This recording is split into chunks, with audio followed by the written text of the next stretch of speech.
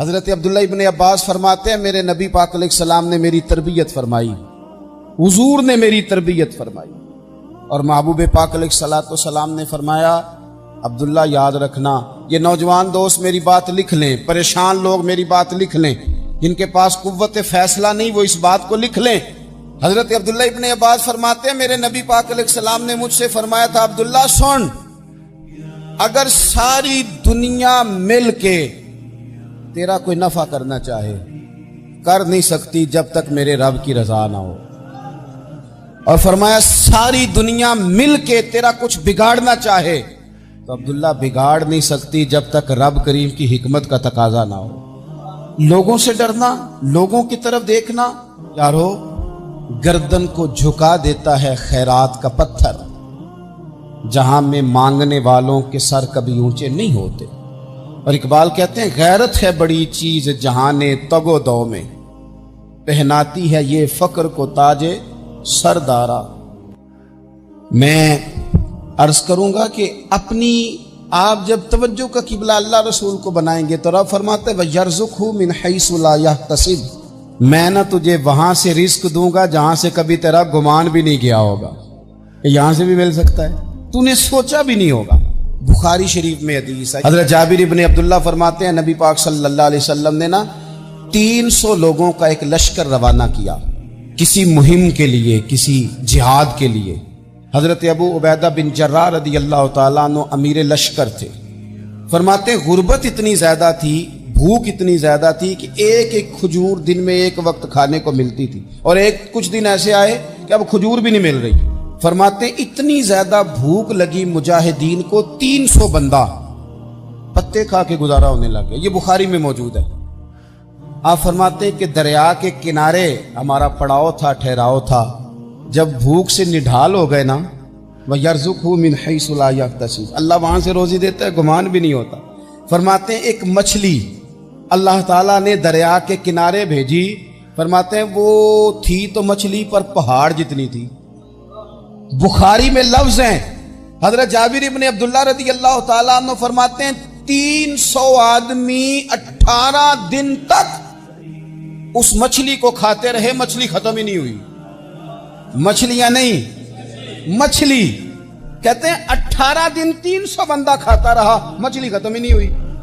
اور فرماتے ہیں کہ اس کی ہڈی نکال کے، کانٹا کہیں گے آپ اپنی زبان میں، کہتے ہیں وہ نکال کے تو اس کو کھڑا کیا جب، تو اونٹ کجاوے سمیت اس کے بیچ سے گزر جاتا تھا، 2 اس کے کانٹے جوڑے۔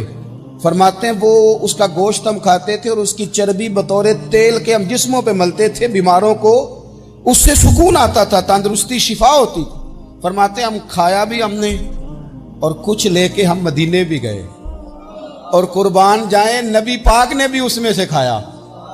ہم نے عرض کی حضور یہ معمہ کیا ہے، یہ ماجرا کیا ہے؟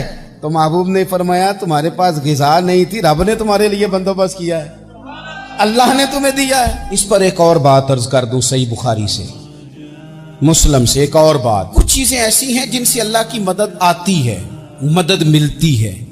ایک چیز ان میں سے ایسی ہے جس سے بہت مدد نازل ہوتی ہے، وہ ہے کہ جب رب آپ کو دے تو پھر آپ بھی اس کے رستے میں دیں، پھر مدد آتی ہے، پھر اور آتا ہے۔ بخاری مسلم میں حدیث ہے، یہ زیادہ ہی توجہ طلب امر ہے، اس پر آپ غور کریں گے۔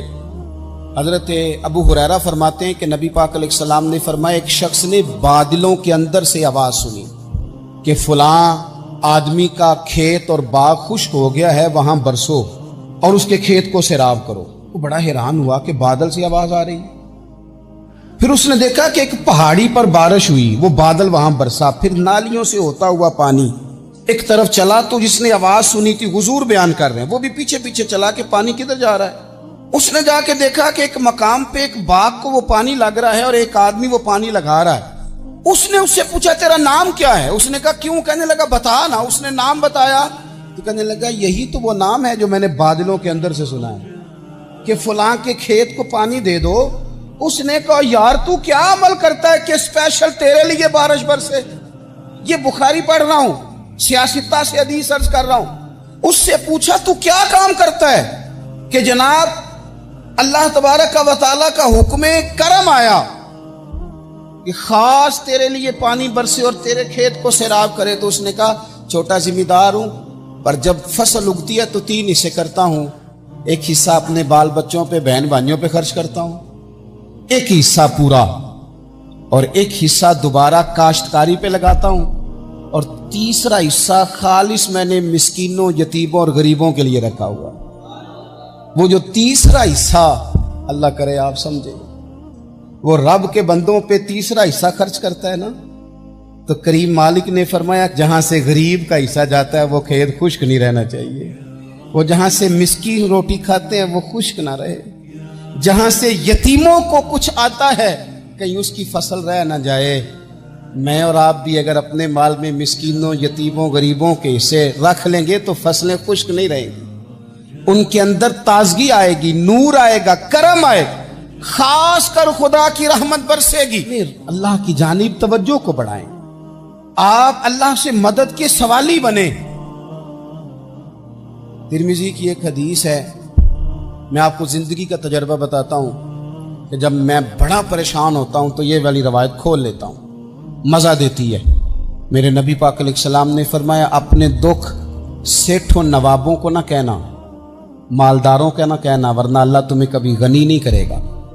فرمایا اپنے دکھ اپنے رب کی بارگاہ میں عرض کرنا، جلدی کرے یا دیر سے کرے اللہ تمہیں لوگوں سے بے نیاز کر دے گا، اللہ تمہیں غنی کر دے گا۔ رات کو بیٹھو نا اس کی بارگاہ، اسے دکھڑے سناؤ، چھوٹی چھوٹی باتیں۔ حضور نے فرمایا نمک بھی مانگو تو رب سے مانگو، چھوٹی چھوٹی بات سے شروع کرو نا۔ جب بندہ شروع کرتا ہے نا چھوٹی چھوٹی چیزیں تو بڑی ساری چیزیں یہ اس طرح ہوتا ہے جیسے بندہ رب سے گفتگو کر رہا ہے، مالک مجھے یہ چاہیے، مالک میں یہاں کمزور ہوں، اللہ میں یہاں پریشان ہوں۔